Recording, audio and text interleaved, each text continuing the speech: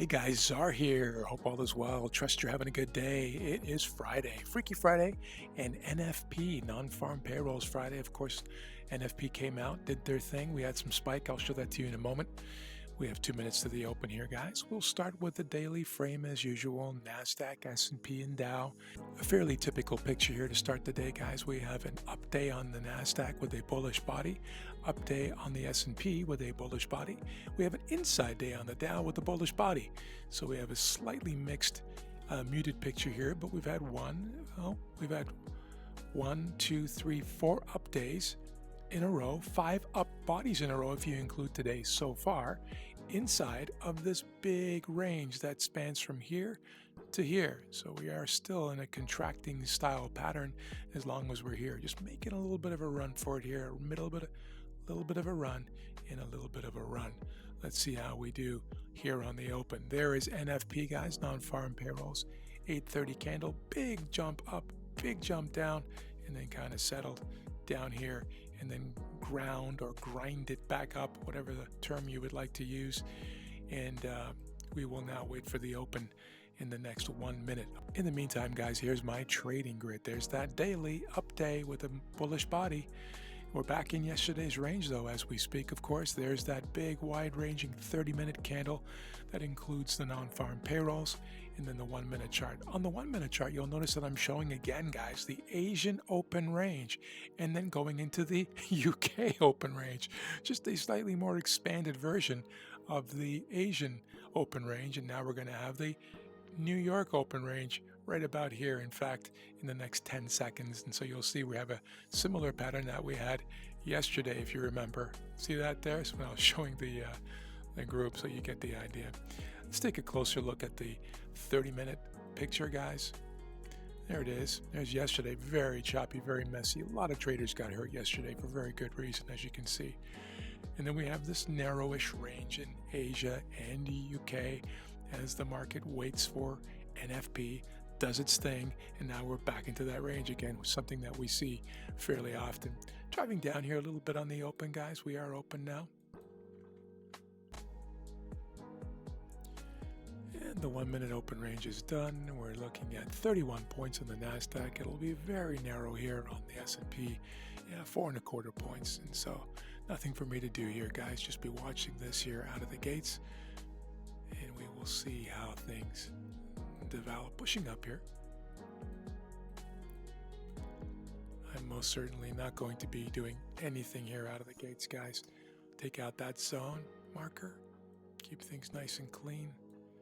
Largely irrelevant now at this point with that wide-ranging candle, and now pushing up fairly strongly into this area here several sessions ago.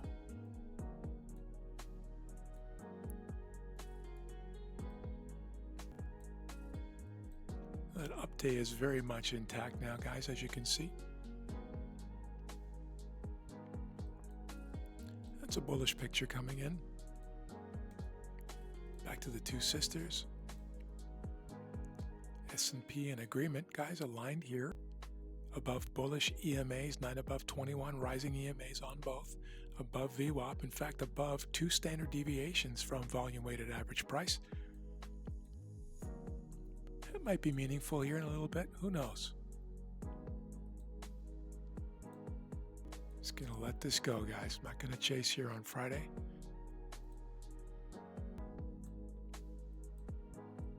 Very tempting to jump onto this, guys, but I'm not going to. I'm only here for the most certain move, one that is relatively predictable in the game of uncertainty, if that makes any sense. All right, guys, pulling back here a little bit. I'm going to drop down to the 30-second chart here today. You sometimes see me do this when markets are very strong and on days where we've just had NFP or CPI, PPI, and events like that. So let's see what happens here. Nothing yet for me. Just getting out a marker here, guys, but not doing anything. Just a marker.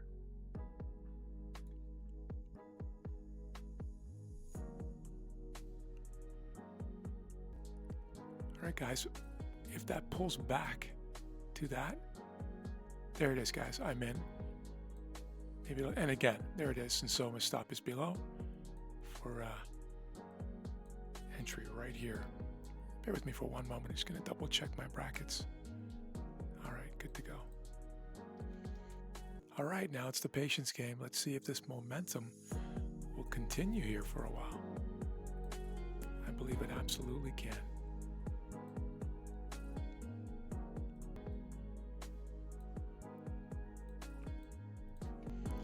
It's just being patient here, guys, and of course acknowledging that we are running right up into this wick here that was rejected very strongly for 2 full days, and also signals the high of last week, right? There's last week's high. See that there? That blue line. Last week's low, last week's high. So we rallied all the way up this week, and now we're tapping that area, key area. We'll see if it can get through or not. Pushing up here, guys, now.